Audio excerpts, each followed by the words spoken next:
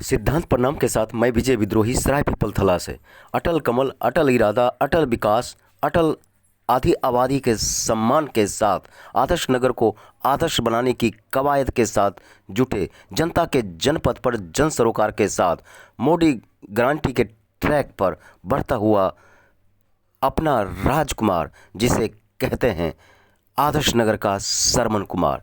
देखिए यह खास रिपोर्ट सराय पीपल थला से। आखिरकार सराय पीपल थला आदर्श नगर की मुख्यधारा से क्यों कटा हुआ है? कई बार पार्षद रहते हुए, विधायक रहते हुए सराय पीपल थला की उपेक्षा दूध की मक्खी तरह आखिर क्यों? ऐसा भी नहीं है कि जिनको आपने पहले चुना वो देने की स्थिति में नहीं थे। एक तो दिल्ली सरकार में मंत्री रह गए 15 साल, उसके बाद भी सराय बदहाल है, चिराग के नीचे अंधेरा है। दूसरे जो चुनाव लड़ रहे हैं वो भी नगर निगम की उन पोस्टों पे रहे कि मंत्री से भी ज्यादा पावर थी।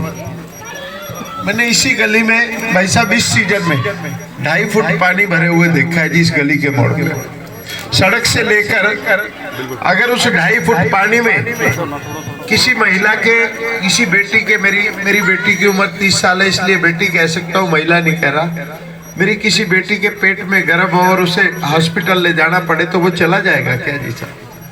किसी बच्चे को स्कूल जाना पड़े वो बिना अपनी ड्रेस खराब करे हुए चला जाएगा क्या जी साहब?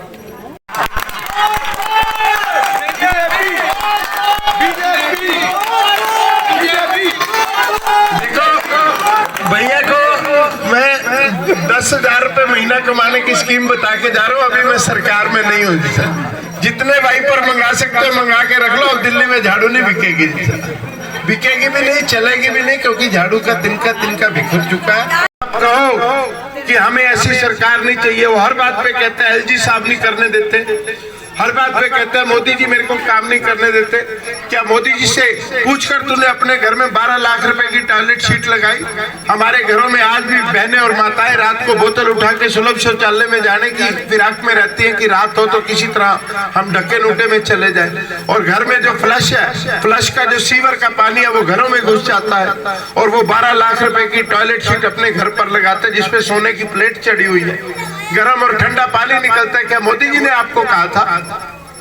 एलजी साहब से आपने कौन सी परमिशन ली थी कि आप 12 लाख रुपए की टॉयलेट सीट लगाओ, 8 लाख रुपए का पर्दा लगाओ, 5 लाख रुपए का टीवी लगाओ, 24 लाख रुपए का सोफा अपने घर में लगाओ, 4000 स्क्वायर फुट का पत्थर आप लगा के वहां बैठे हुए हैं? वो मोदी जी कहते हैं बहाने नहीं, बदलाव चाहिए। और दिल्ली में भी अब मजबूत भाजपा की दमदार सरकार चाहिए।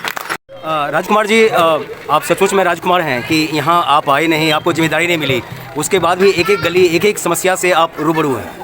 देखिए, मैं साधारण आदमी हूँ, गरीब माँ बाप का बेटा हूँ और मेरे को इन संघर्षों से भली भांति मैं वाकिफ़ हूँ। मैं भी एक कमरे के मकान में मैंने अपना बचपन गुजारा। एक बल्ब हुआ करता था, 6 भाई बहन हुआ करते थे, तो मैं इन संघर्षों से अच्छी तरह वाकिफ़ हूँ। और रही सराय गाँव की बात, सराय गाँव की दुर्दशा किसी से छुपी नहीं है।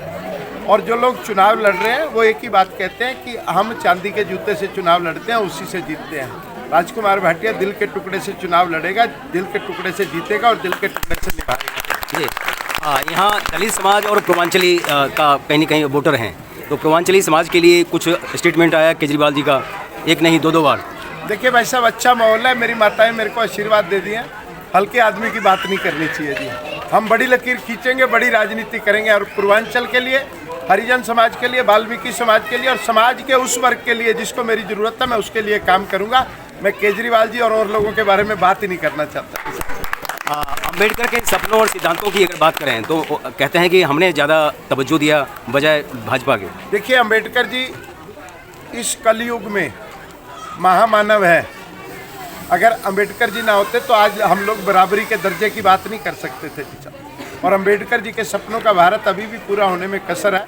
लेकिन मेरे देश के प्रधानमंत्री, यशस्वी प्रधानमंत्री मोदी जी हैं, जो हरिजन समाज के सफाई कर्मियों का, स्वच्छता प्रहरियों के पांव धोकर उनका स्वागत करते हैं। राम मंदिर की नींव का पत्थर रखा जाता है तो वाल्मीकि समाज के कार्यकर्ता के द्वारा रखा जाता है। और अम्बेडकर जी के 5 तीर्थ पूरे भारतवर्ष में बनाकर अलीपुर रोड और 15 जनपद पर भी दिल्ली में हजारों करोड़ रुपए के अंबेडकर जी के स्मारक बनाकर उन्होंने अंबेडकर जी के प्रति अपने सम्मान को और भारतीय जनता पार्टी की तरफ से एक समर्पण दिया है। इसलिए मोदी जी का और भारतीय जनता पार्टी का जो अंबेडकर जी के प्रति सम्मान है ये बना रहेगा।